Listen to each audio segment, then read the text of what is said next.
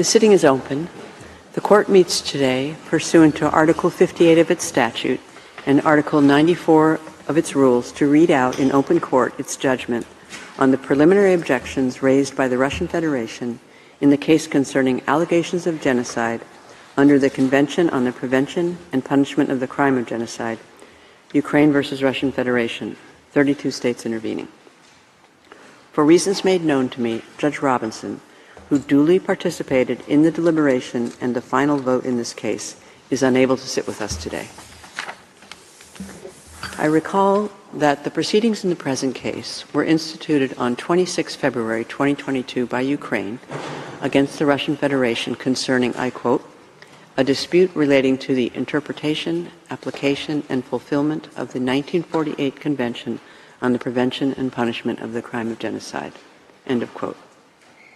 I shall refer to that convention as the Genocide Convention or the Convention. I further recall that by an order dated 5 June 2023, the Court decided that the declarations of intervention under Article 63 of the statute submitted by 32 states were admissible at the preliminary objection stage of the proceedings, insofar as they concerned the construction of Article 9 and other provisions of the Genocide Convention relevant to the determination of a jurisdiction of the Court.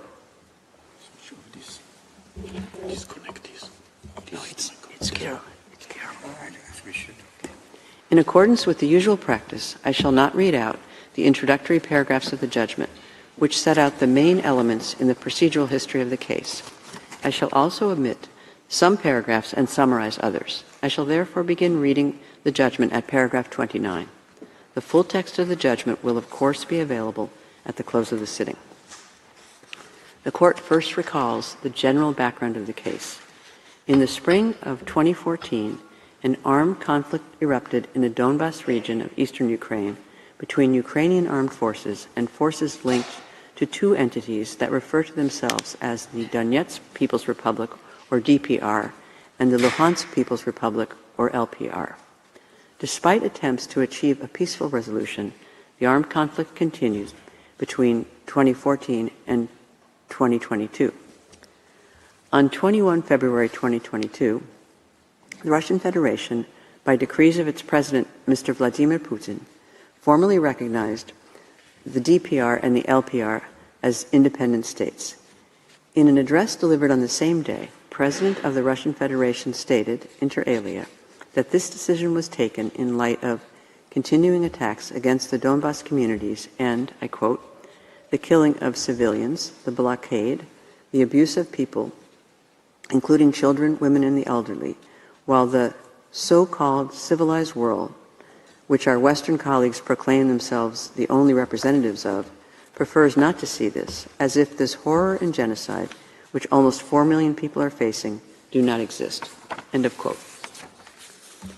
On 22 February 2022, the Russian Federation concluded what it refers to as two treaties on friendship, cooperation, and mutual assistance, one with the DPR and the other with the LPR.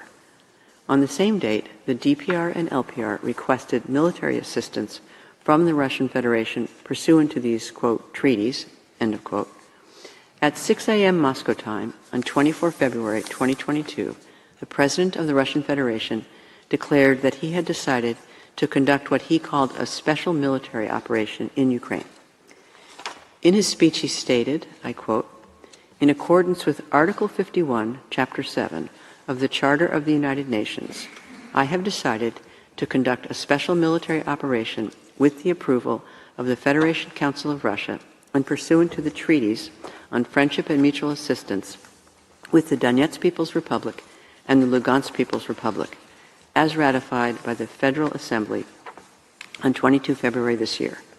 Its purpose is to protect people who have been subjected to abuse and genocide by the Kyiv regime for 8 years. And to this end, we will seek the demilitarization and the denazification of Ukraine, as well as the prosecution of those who have committed numerous bloody crimes against civilians, including citizens of the Russian Federation. End of quote. This special military operation was launched early in the morning on the same day.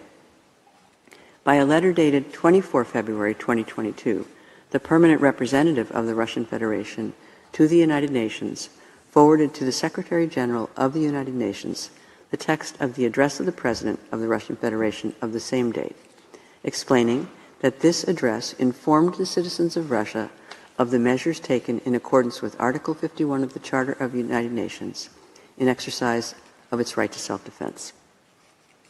On 26 February 2022, the Ministry of Foreign Affairs of Ukraine issued a statement denouncing, I quote, Russia's false and offensive allegations of genocide as a pretext for its unlawful military aggression against Ukraine. End of quote.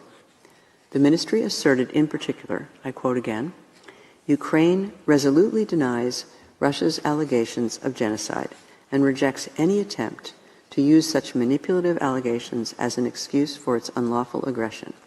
The crime of genocide is defined in the Genocide Convention, and under that convention, Russia's claims are baseless and absurd. End of quote. On the same day, a few hours after the issuance of this statement, Ukraine filed its application before the court, together with a request for the indication of provisional measures. On 16 March 2022, the court indicated provisional measures, ordering in particular that the Russian Federation immediately suspend the military operations that it had commenced on 24 February 2022 in the territory of Ukraine. The armed conflict between the Russian Federation and Ukraine continues to this day. The court notes that Ukraine invokes Article 9 of the Genocide Convention as the basis of its jurisdiction. This provision reads as follows, I quote, disputes between the contracting parties relating to the interpretation, application, or fulfillment of the present convention, including those relating to the responsibility of a state for genocide or any of the other acts enumerated in Article 3, shall be submitted to the International Court of Justice at the request of any of the parties to the dispute. End of quote. The Russian Federation has raised 6 preliminary objections, contending that, 1, the court lacks jurisdiction as there was no dispute between the parties under the Genocide Convention at the time of the filing of the application. 2, the court lacks jurisdiction ration materiae. 3, Ukraine made new claims in the memorial, and these should be found inadmissible. 4, Ukraine's claims are inadmissible as the court's potential judgment would lack practical effect. 5, Ukraine's request for a declaration that it did not breach its obligations under the convention is inadmissible. And 6, Ukraine's application is inadmissible as it constitutes an abusive process. The court starts by considering the first preliminary objection, which concerns the existence of a dispute. It must first determine whether, on the date of the filing of the application, a dispute existed between the parties relating to the subject matter of the application submitted to the court. As the court has stated, the existence of a dispute between the parties is a requirement for its jurisdiction under Article 9 of the Genocide Convention. According to the court's established jurisprudence, a dispute is a disagreement on a point of law or fact, a conflict of legal views or of interests between the parties. In order for a dispute to exist, it must be shown that the claim of one party is positively opposed by the other. As regards disputes concerning the alleged violation of an obligation, the two sides must hold clearly opposite views concerning the question of the performance or non-performance of certain international obligations. It does not matter which one of the parties advances a claim and which one opposes it. The court's determination of the existence of a dispute is a matter of substance, not of form or procedure. The date on which the existence of a dispute must be determined is, in principle, the date on which the application is filed. It must be demonstrated that, on that date, the respondent was aware or could not have been unaware that its views were positively opposed by the applicant. However, it is not necessary that a state expressly refer to a specific treaty in its exchanges with the other state to enable it later to invoke that instrument before the court. Nor is it always necessary for the respondent to have expressly opposed the claims of the applicant, since the silence of the respondent may be sufficient in certain circumstances for the court to infer the existence of a dispute. The court observes that there was, on the date of the filing of the application, a disagreement on the question whether genocide attributable to Ukraine had been or was being committed in the eastern part of its territory. Several organs of the Russian Federation, having the authority to represent the Russian Federation in international relations, issued statements indicating that acts of Ukraine constituted genocide against the Russian-speaking inhabitants of the Donbas region. The President of the Russian Federation declared in his address of 21 February 2022, which coincided with that state's recognition of the DPR and LPR, that 4 million people living in the eastern region of Ukraine were victims of genocide. The permanent representative of the Russian Federation to the United Nations, defending the recognition of the DPR and LPR before the General Assembly on 23 February 2022, claimed that the inhabitants of the Donbas region were victims of a blatant genocide. In his address of 24 February 2022, the President of the Russian Federation claimed that the purpose of what he called the special military operation was, I quote, to protect people who have been subjected to abuse and genocide by the Kyiv regime for 8 years. Ukraine has consistently rejected accusations that genocide was being committed in its territory. The Ukrainian authorities had already, in the year's investigative committee of the Russian Federation, which was charged, inter alia, with investigating alleged acts of genocide committed in the Donbas region, as having no serious basis. In this context, as early as 2014, the Prosecutor General's Office of Ukraine initiated criminal proceedings against certain Russian officials who were members of the committee. Following the launch of the so-called special military operation on 24 February 2022, the Ministry of Foreign Affairs of Ukraine issued a statement denouncing, I quote, Russia's false and offensive allegations of genocide, end of quote. The Russian Federation could therefore not have been unaware that the applicant categorically rejected the allegations that it had committed genocide. Furthermore, Ukraine denounced the use of force by the Russian Federation denounced the use by the Russian Federation of allegations of genocide against it as a pretext for justifying what it called an unlawful aggression, stating that such baseless allegations were, I quote, an insult to the Genocide Convention itself and the international community's relentless efforts in preventing and punishing the world's most egregious crime, end of quote.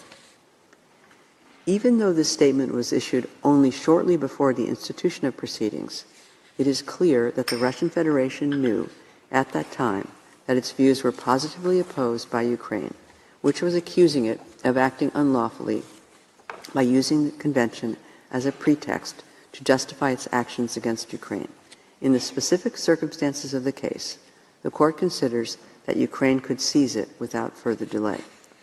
The court concludes that on the date of the application, a dispute existed between the parties on the question whether the acts of genocide attributable to Ukraine had been committed in the Donbas region and on the lawfulness of the Russian Federation's actions allegedly undertaken on the basis of such an accusation. The Russian Federation's first preliminary objection must therefore be rejected.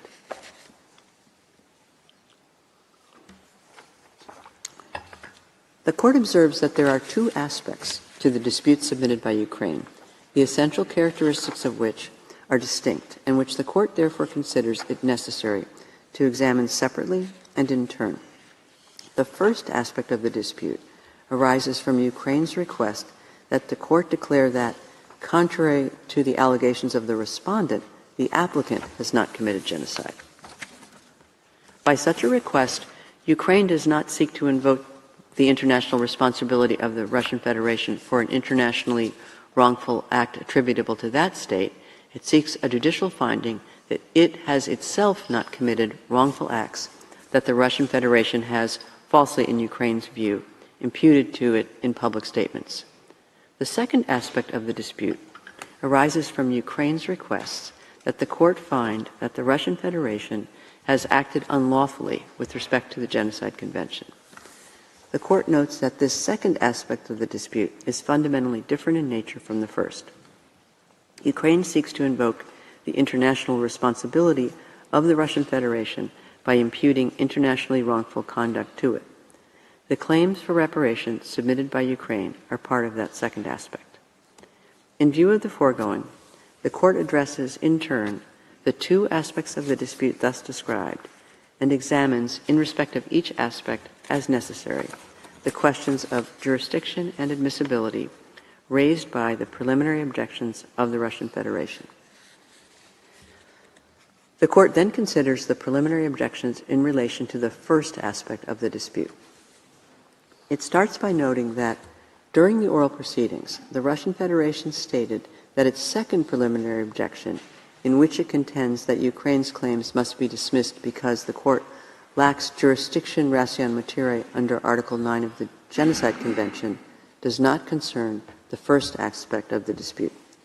The court sees no reason to call into question its jurisdiction to entertain the first aspect of the dispute.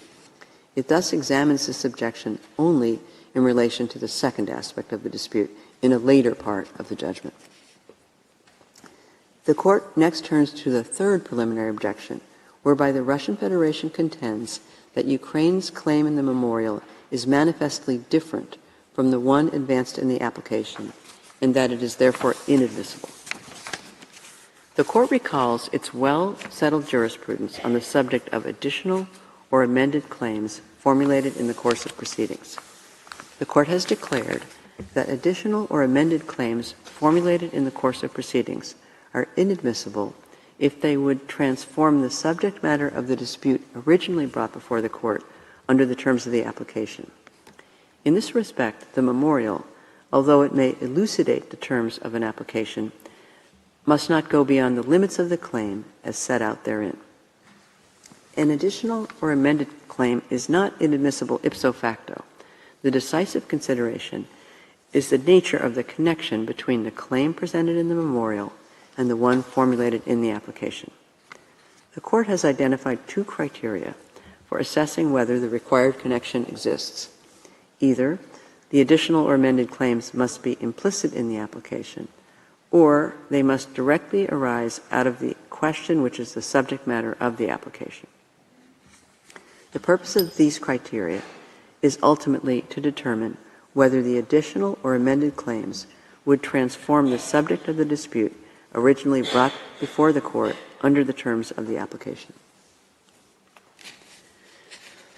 The court has recognized that claims advanced subsequent to the application may clarify the scope of the dispute.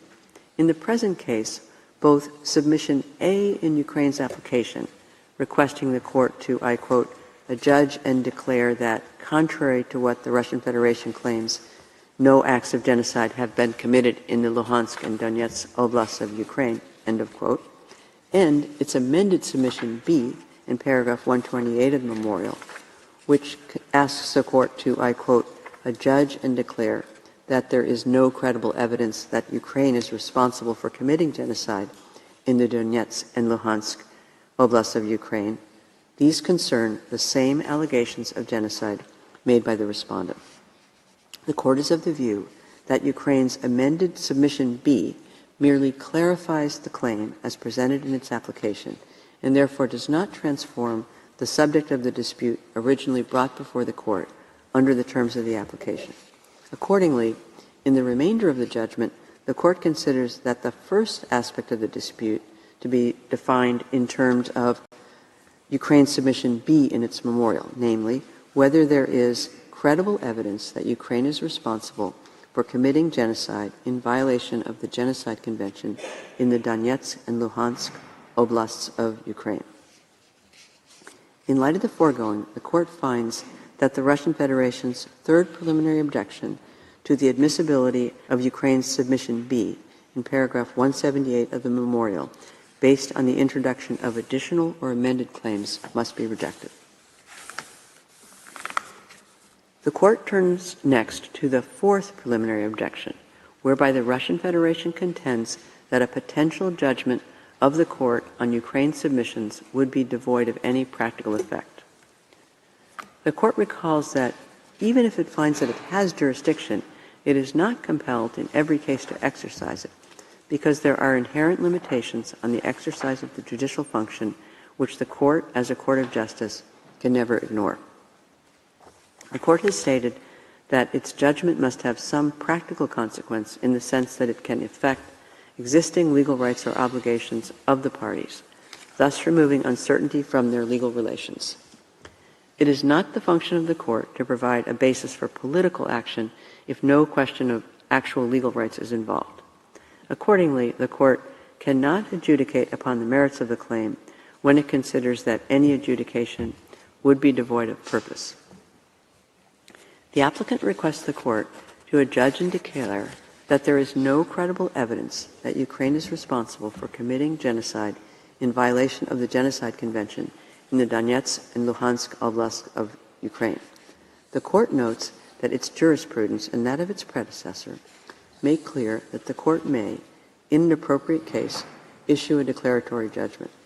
The purpose of a declaratory judgment is to ensure recognition of a situation at law, once and for all, and with binding force as between the parties, so that the legal position thus established cannot again be called into question insofar as the legal effects ensuing therefrom are concerned.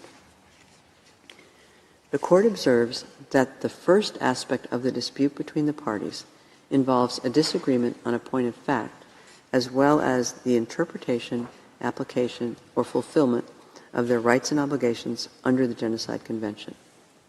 A declaratory judgment on whether there exists credible evidence that Ukraine is responsible for committing genocide in violation of its obligations under the Convention would have the effect of clarifying whether the applicant acted in accordance with its obligations under Article 1 of the Convention. In light of the foregoing, the court finds that the Russian Federation's fourth preliminary objection to the admissibility of Ukraine's Submission B in paragraph 178 of the memorial, based on the lack of practical effect of a potential judgment on the merits, must be rejected.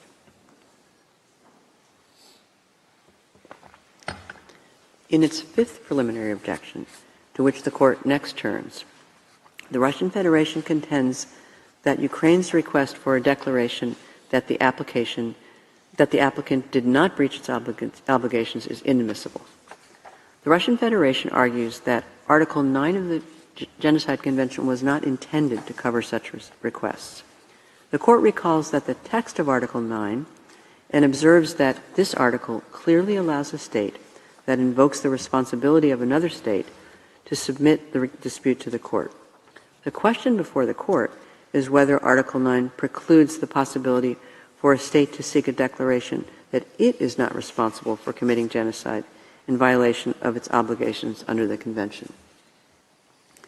The court has considered the phrase, including those disputes relating to the responsibility of a state for genocide, to be an unusual feature of Article 9, pointing out that, according to the English text of the Convention, the responsibility contemplated is the responsibility for genocide, not merely responsibility for failing to prevent or punish genocide. The court has also noted the exceptional inclusion of the term fulfillment in Article 9. Moreover, Article 9 specifies that disputes relating to the interpretation, application, or fulfillment of the Convention include disputes relating to the responsibility of a state for genocide, and provides that any of the state's parties to the dispute may submit a dispute to the court. In light of these elements, the court considers that Article 9 does not preclude the possibility for a state to seek a declaration that it is not responsible for committing genocide in violation of the Convention. The respondent further argues that Ukraine's Submission B is incompatible with the judicial function of the court. The Russian Federation contends that by ruling on Ukraine's Submission B, the court would be acting as an interim fact-finding body while criminal investigations are ongoing. In the court's view, to address Ukraine's Submission B, it would have to make findings of fact in light of the evidence presented by the parties, and then apply the provisions of the Genocide Convention to the facts it has established. The Court considers that it is an integral part of the judicial function to establish the facts in light of the evidence presented and apply the provisions of the Genocide Convention to the established facts. Accordingly, the Court finds that the reasons advanced by the respondent cannot support the argument that Ukraine's Submission B is incompatible with the judicial function of the Court. Finally, the respondent argues that Ukraine's Submission B contradicts the principles of judicial propriety and the equality of parties.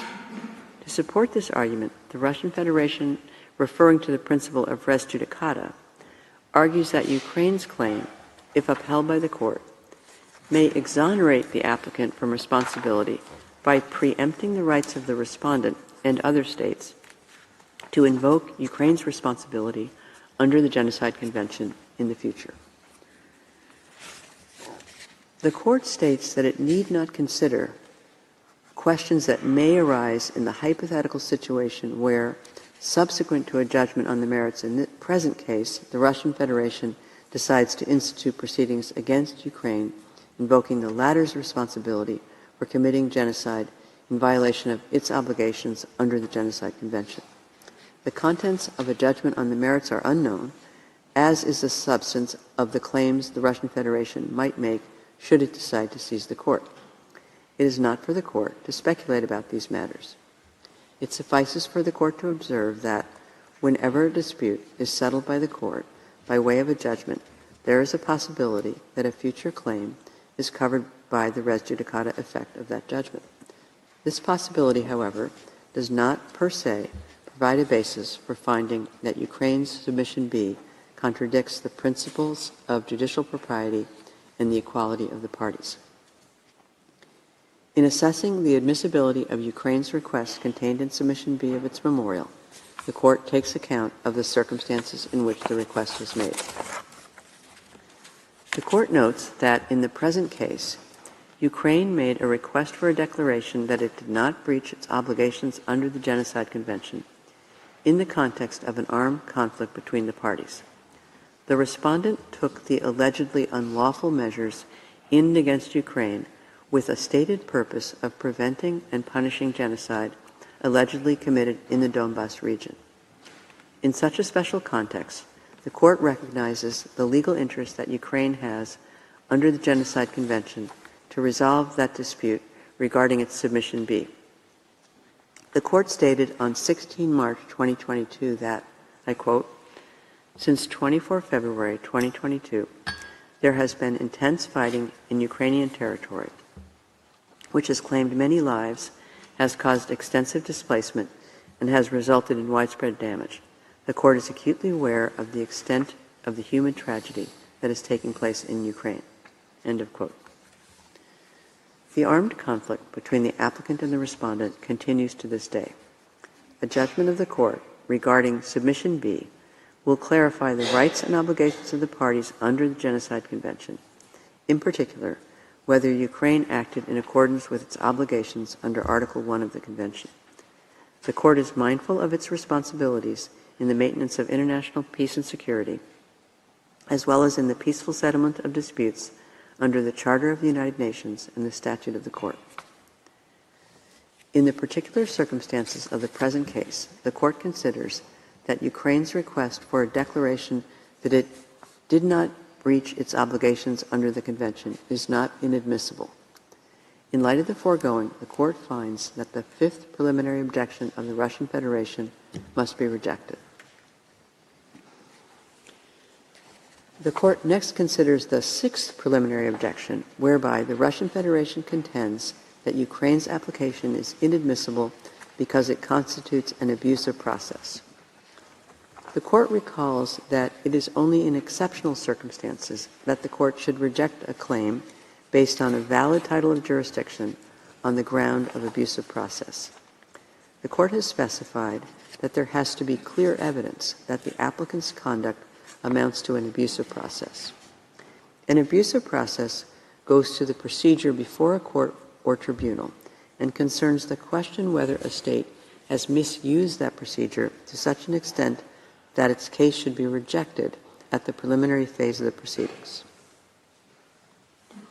As to the respondent's argument that Ukraine introduced new claims in the memorial, the Court notes that it is the same as the one in the third preliminary objection, which it has already rejected in respect of the first aspect of the dispute.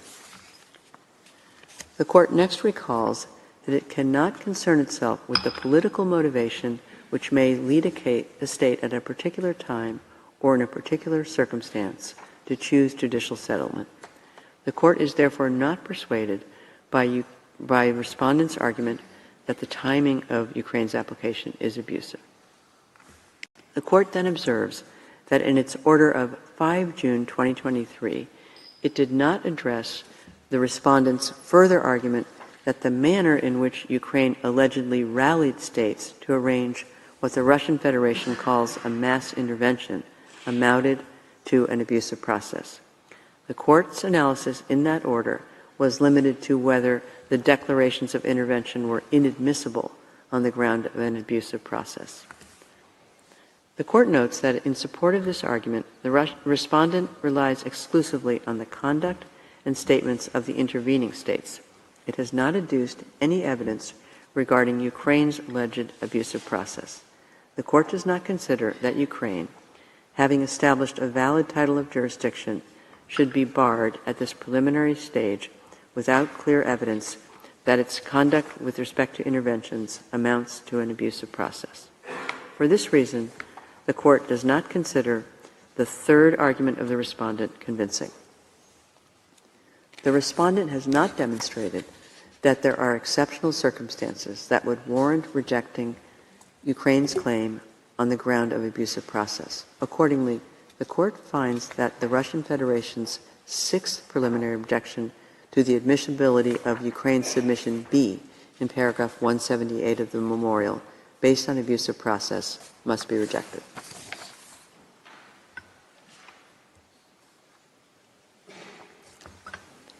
Having addressed the preliminary objections of the Russian Federation in relation to the first aspect of the dispute, the Court turns to the second aspect of the dispute. The Court notes that in subparagraphs C and D of paragraph 178 of its memorial, Ukraine requests the Court to, I quote, C, adjudge and declare that the Russian Federation's use of force in and against Ukraine, beginning on 24 February 2022, violates Articles 1 and 4 of the Genocide Convention, and D, adjudge and declare that the Russian Federation's recognition of the independence of the so-called Donetsk People's Republic and Luhansk People's Republic on 21 February 2022 violates Articles 1 and 4 of the Genocide Convention. End of quote. These submissions differ in their formulation from those in the application, in which Ukraine asks the Court to find, I quote, that the Russian Federation cannot lawfully take any action under the Genocide Convention in or against Ukraine aimed at preventing or punishing an alleged genocide on the basis of its false claims of genocide in the Luhansk and Donetsk oblasts of Ukraine. End of quote. To declare that the Russian Federation's recognition of the two, quote, so-called, close quote, republics was based on a false claim of genocide and therefore had no basis in the Genocide Convention, and to make a similar declaration regarding the special military operation conducted by the Russian Federation from 24 February 2022. The Court considers that it must first examine the question of the admissibility of the submissions in the memorial raised by the third preliminary objection of the Russian Federation.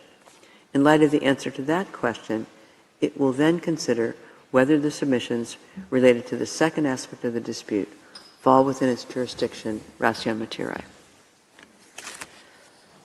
In its third preliminary objection, the Russian Federation contends that the submissions in paragraph 178, subparagraphs C and D, of Ukraine's memorial are inadmissible because they differ from the claims in the application to the point that they change the nature of the dispute submitted to the Court.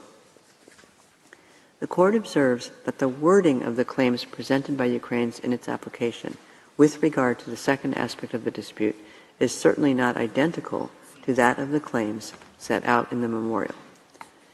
It is true, as the Russian Federation points out, that none of the claims in the application refers specifically to Article 1 and 4 of the Convention, nor is there an explicit assertion that the Russian Federation violated its obligations under the Convention. By contrast, the submissions at the end of the memorial contain the explicit allegation that the actions of the Russian Federation violate the Convention and specify that, in Ukraine's view, the provisions violated are those of Articles 1 and 4 of the Convention. However, a difference in wording is not in itself decisive. What must be ascertained is whether the claim, as it is newly formulated, would transform the subject matter of the dispute originally brought before the court under the terms of the application. In this regard, the court notes that in paragraph 30, subparagraph B of the application, Ukraine submitted that the Russian Federation could not lawfully take any action on the basis of its false claims of genocide. In addition, in paragraph 26 of the application, Ukraine claimed that, I quote, the Russian Federation's declaration and implementation of measures in and against Ukraine in the form of a special military operation declared on 24 February 2022 on the basis of alleged genocide, as well as the recognition that preceded the military operation, is incompatible with the Convention. End of quote. This allegation is repeated in paragraph 29, according to which the actions of the Russian Federation, I quote, based on a false claim of genocide, are incompatible with the Genocide Convention and violate Ukraine's rights. End of quote. In asserting that the Russian Federation had acted unlawfully by carrying out actions incompatible with the Convention, which violated Ukraine's rights, the applicant was already challenging in the application the conformity of the Russian Federation's conduct with its obligations under the Convention, and raising the question of the respondent's responsibility vis-à-vis the applicant, whose rights had purportedly been violated. Lastly, by presenting claims for reparation under submissions E and F of the application, Ukraine was necessarily calling into question the lawfulness of the actions undertaken by the Russian Federation. It thus follows from the foregoing that, from the very institution of the proceedings, Ukraine was not merely requesting that the court declare that it had not committed genocide, but was also seeking a finding that the actions of the Russian Federation were incompatible with its obligations under the Convention. It is true that the submissions at the end of the application were not without a certain ambiguity. It is also true that, while Article 1 of the Convention was referred to several times in the application, there was no mention of Article 4. However, in the opinion of the court, the submissions in the memorial clarify Ukraine's claims and make them more specific without transforming the subject of the dispute such as it was submitted to the court in the application instituting proceedings. The court concludes that the submissions set out in paragraph 178, subparagraphs C and D of the memorial are admissible, and that, in this regard, the third preliminary objection raised by the respondent is unfounded and must be rejected. Consequently, the court examines the question of its jurisdiction, ration materiae, to entertain the second aspect of the dispute on the basis of the applicant's submissions as formulated in subparagraphs C and D of paragraph 178 of the memorial. In its second preliminary objection, the Russian Federation contends that the court lacks jurisdiction ration materiae to entertain the claims in submissions C and D presented by Ukraine at the end of its memorial. According to the respondent, these claims fall outside the scope ration materiae of the Genocide Convention and consequently do not fall within the scope of its compromissory clause. The court recalls that, according to its well-established jurisprudence, when the court is seized on the basis of a treaty's compromissory clause by a state invoking the international responsibility of another state party for the breach of obligations under the treaty. In order for the court to have jurisdiction, it is not sufficient for the applicant to claim an alleged violation of the treaty and for the respondent to contest it. It must be ascertained whether the actions or omissions of the respondent complained of by the applicant fall within the scope of the treaty allegedly violated. In other words, whether the facts at issue, if established, are capable of constituting violations of obligations under the treaty. This may require, to a certain extent, that the court interpret the provisions which have allegedly been violated and which define the scope of the treaty.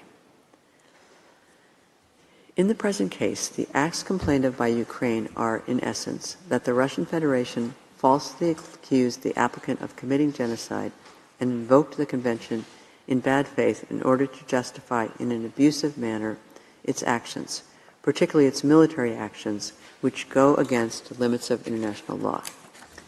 According to Ukraine, these acts constitute violations of obligations under the convention.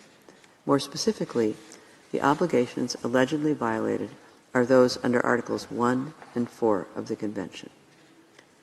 Article 1 of the Convention reads as follows, I quote, "The contracting parties confirm that genocide, whether committed in time of peace or in time of war, is a crime under international law which they undertake to prevent and punish." End of quote. Article 4, for its part, provides that, I quote, "Persons committing genocide or any of the other acts enumerated in Article 3 shall be punished, whether they are constitutionally responsible rulers, public officials, or private individuals." End of quote. The court is of the view that, even assuming that the acts of the Russian Federation complained of by Ukraine are fully established, which it is not for the court to decide at this stage, they would not constitute a violation of obligations under Articles 1 and 4. Ukraine does not claim that the Russian Federation refrained from taking any measures to prevent a genocide or to punish persons who had committed such a genocide. On the contrary, the applicant claims that the genocide invoked by the Russian Federation did not occur, and the allegation was made in bad faith.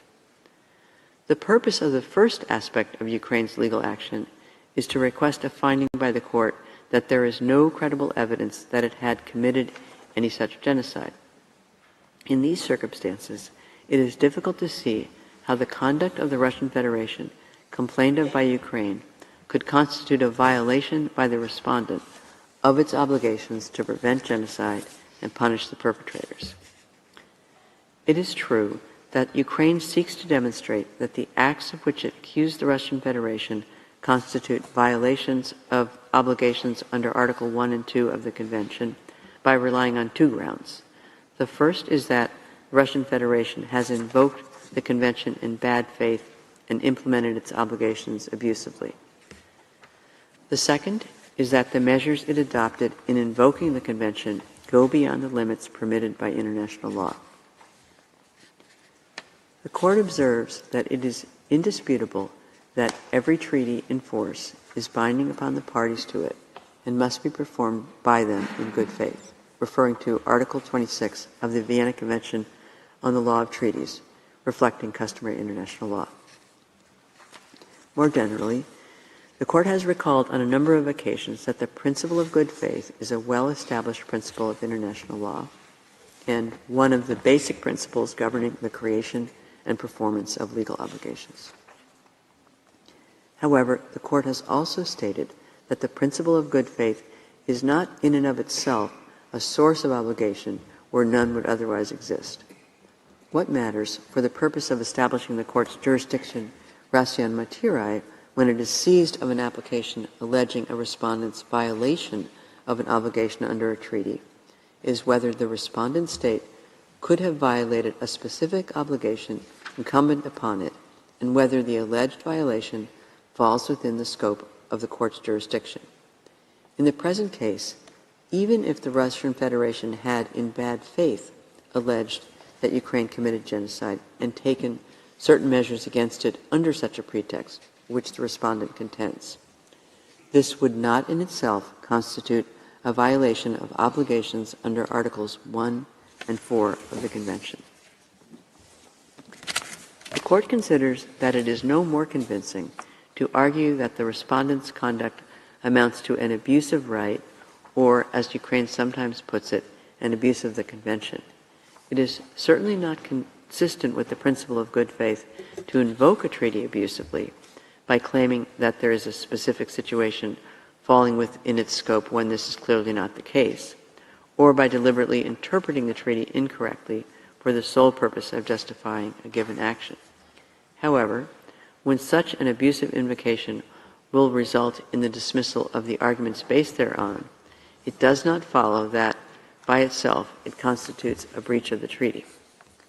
In the present case, even if it were shown that the Russian Federation had invoked the Convention abusively, which is not established at this stage, it would not follow that the respondent had violated its obligations under the Convention, in particular that it had disregarded the obligations of prevention and punishment under Articles 1 and 4.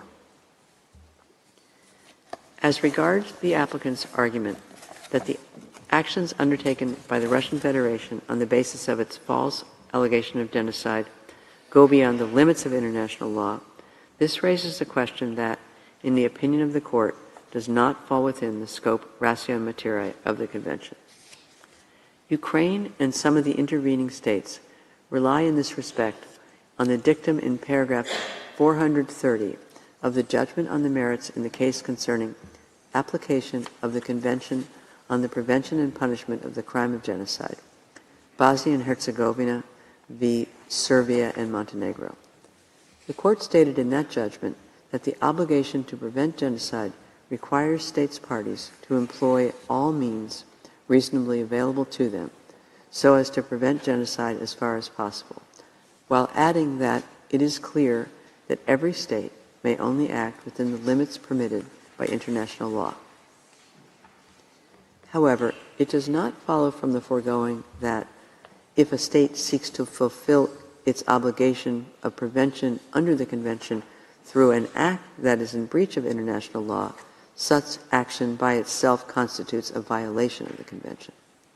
The Court did not intend, by its 2007 ruling, to interpret the Convention as incorporating rules of international law that are extrinsic to it, in particular those governing the use of force.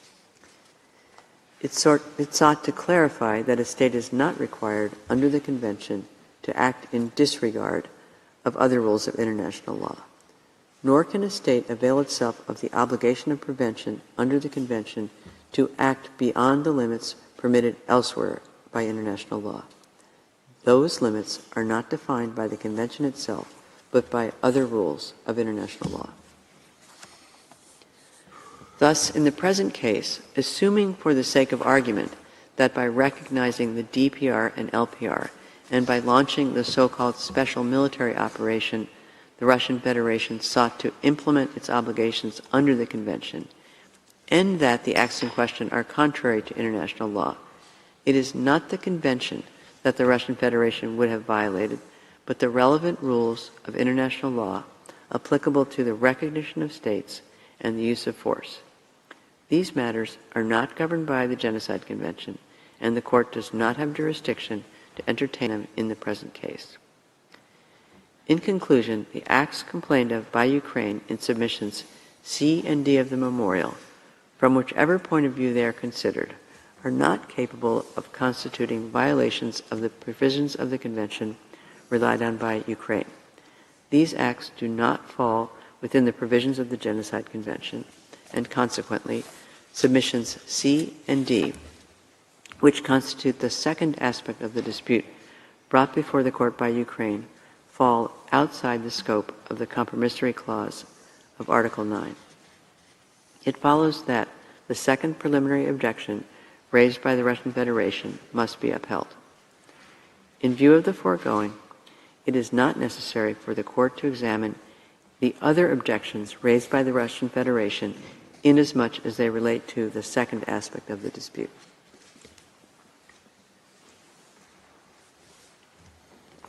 In summary, the Court considers that the Russian Federation's second preliminary objection, according to which submissions C and D in paragraph 178 of Ukraine's memorial do not fall within the court's jurisdiction ratio materi, must be upheld.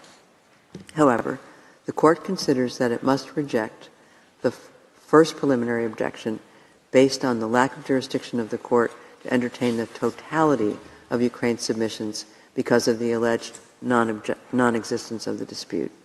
The third preliminary objection, based on the inadmissibility of the submissions presented in the memorial on the grounds that those submissions are allegedly new and transform the subject of the dispute. The fourth preliminary objection, based on the inadmissibility of Ukraine's submissions because of the alleged lack of practical effect of a judgment on the merits. The fifth preliminary objection, based on the inadmissibility of a request for a declaration that the applicant did not breach its obligations under the Convention. And the sixth preliminary objection, based on the inadmissibility of the application on the ground that it allegedly constitutes an abusive process.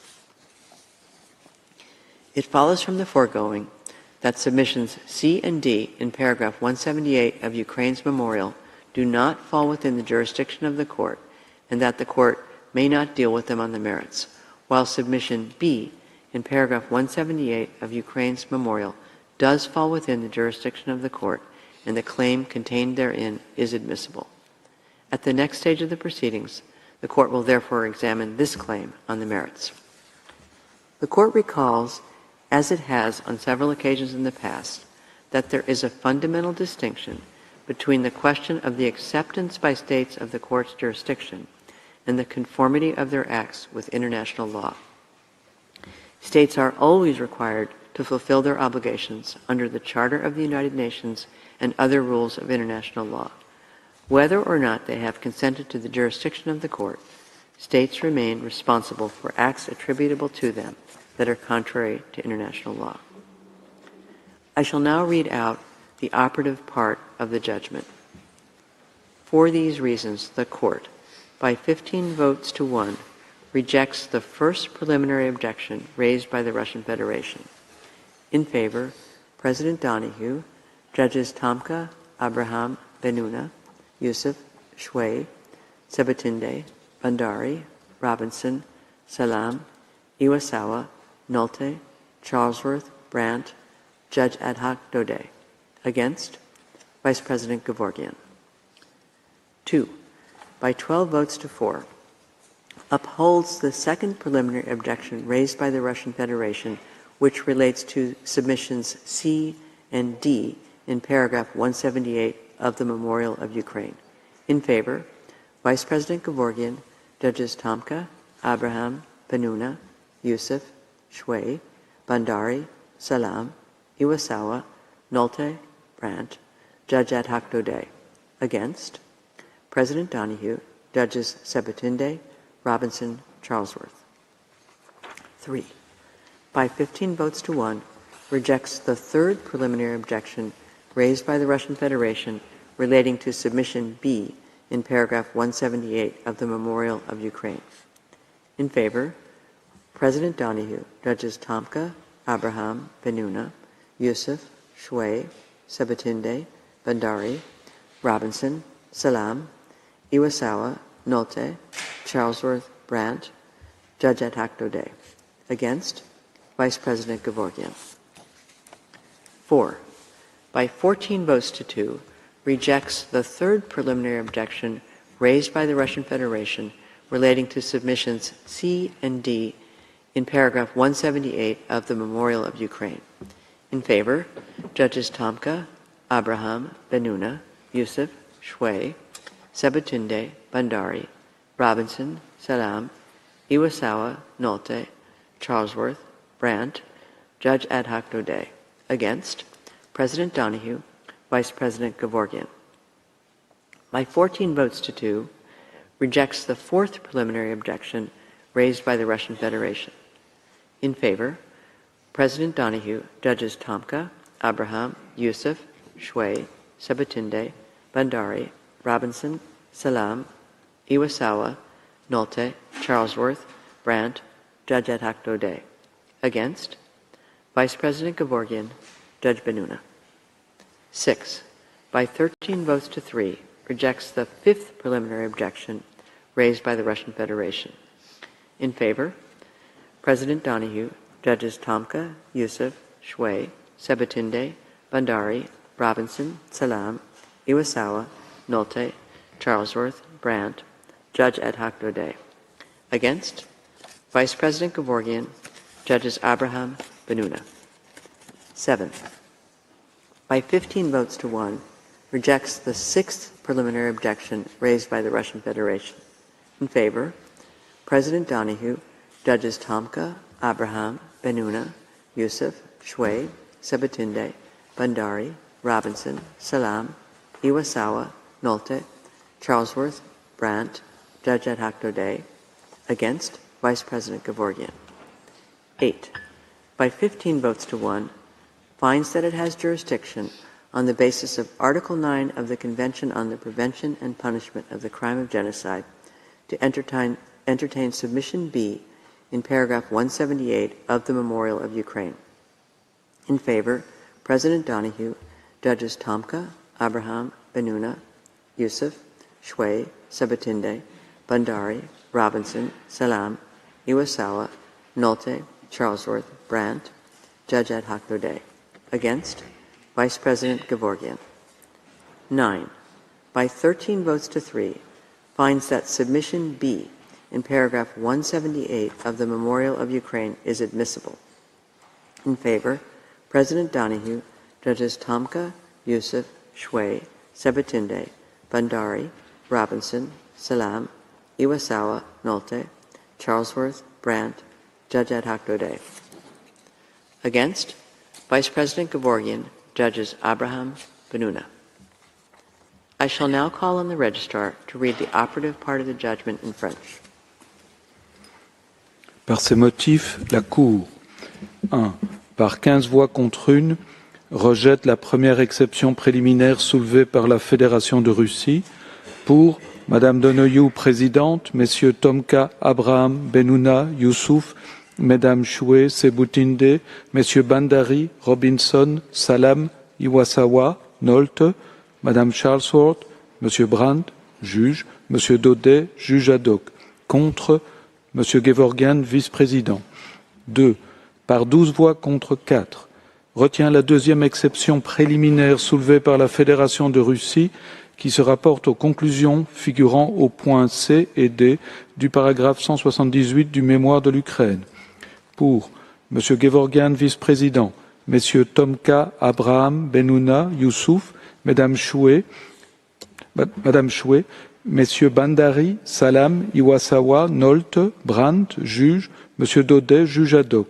Contre, Madame Donoghue, présidente, Madame Sebutinde, Monsieur Robinson, Madame Charlesworth, juge. 3. Par 15 voix contre 1, rejette la troisième exception préliminaire soulevée par la Fédération de Russie relativement au chef de conclusion figurant au point B du paragraphe 178 du mémoire de l'Ukraine. Pour Madame Donoghue, présidente, Messieurs Tomka, Abraham, Benuna, Youssouf, Mesdames Choué, Sebutinde, Messieurs Bandari, Robinson, Salam, Iwasawa, Nolte, Madame Charlesworth, Monsieur Brand, juge, Monsieur Daudet, juge ad hoc. Contre, Monsieur Gevorgyan, vice-président. 4. Par 14 voix contre 2, rejette la troisième exception préliminaire soulevée par la Fédération de Russie relativement aux conclusions figurant au point C et D du paragraphe 178 du mémoire de l'Ukraine. Pour Messieurs Tomka, Abraham, Benuna, Youssouf, Mesdames Choué, Sebutinde, Messieurs Bandari, Robinson, Salam, Iwasawa, Nolte, Madame Charlesworth, Monsieur Brand, juge, Monsieur Daudet, juge ad hoc. Contre, Madame Donoghue, présidente, Monsieur Gevorgyan, vice-président. 5. Par 14 voix contre 2, rejette la quatrième exception préliminaire soulevée par la Fédération de Russie. Pour Madame Donoghue, présidente, Messieurs Tomka, Abraham, Youssouf, Mesdames Choué, Sebutinde, Messieurs Bandari, Robinson, Salam, Iwasawa, Nolte, Madame Charlesworth, Monsieur Brand, juge, M. Daudet, juge ad hoc. Contre, M. Gevorgyan, vice-président, M. Bennouna, juge. 6. Par 13 voix contre 3, rejette la 5e exception préliminaire soulevée par la Fédération de Russie. Pour Mme Donoghue, présidente, M. Tomka, Youssouf, Mme Choué, Sebutinde, M. Bandari, Robinson, Salam, Iwasawa, Nolte, Mme Charlesworth, M. Brand, juge, M. Daudet, juge ad hoc. Contre, M. Gevorgyan, vice-président, M. Abraham Bennouna, juge. 7. Par 15 voix contre 1, rejette la 6e exception préliminaire soulevée par la Fédération de Russie pour Mme Donoghue, présidente, Messieurs Tomka, Abraham, Bennouna, Youssouf, Mme Choué, Sebutinde, M. Bandari, Robinson, Salam, Iwasawa, Nolte, Mme Charlesworth, M. Brand, juge, M. Daudet, juge ad hoc, contre M. Gevorgyan, vice-président. 8. Par 15 voix contre 1, dit qu'elle a compétence sur la base de l'article 9 de la Convention pour la prévention et la répression du crime de génocide pour connaître du chef de conclusion figurant au point B du paragraphe 178 du mémoire de l'Ukraine. Pour Mme Donoghue, présidente, Messieurs Tomka, Abraham, Bennouna, Youssouf, Mme Choué, Sebutinde, M. Bandari, Robinson, Salam, Iwasawa, Nolte, Mme Charlesworth, M. Brand, juge, M. Daudet, juge ad hoc. Contre, M. Gevorgyan, vice-président. 9. Par 13 voix contre 3, dit que le chef de conclusion figurant au point B du paragraphe 178 du mémoire de l'Ukraine est recevable. Pour Mme Donoghue, présidente, M. Tomka, Youssouf, Mme Choué, Sebutinde, M. Bandari, Robinson, Salam, Iwasawa, Nolte, Mme Charlesworth, M. Brand, juge, M. Daudet, juge ad hoc. Contre, M. Gevorgyan, vice-président, M. Abraham Bennouna, juge. President Donoghue appends a separate opinion to the judgment of the court. Vice President Gevorgyan appends a dissenting opinion to the judgment of the court. Judge Tomka appends a declaration to the judgment of the court. Judge Abraham appends a partially dissenting opinion to the judgment of the court. Judge Bennouna appends a declaration to the judgment of the court. Judges Sebutinde and Robinson append a joint dissenting opinion to the judgment of the court. Judges Iwasawa and Charlesworth append separate opinions to the judgment of the court. Judge Brandt appends a declaration to the judgment of the court. Judge ad hoc Daudet appends a separate opinion to the judgment of the court. The text of the judgment is available from today in typescript. It will also be available shortly on the court's website. The printed text will be available in the near future. As the court has no further business before it today, I declare the sitting closed.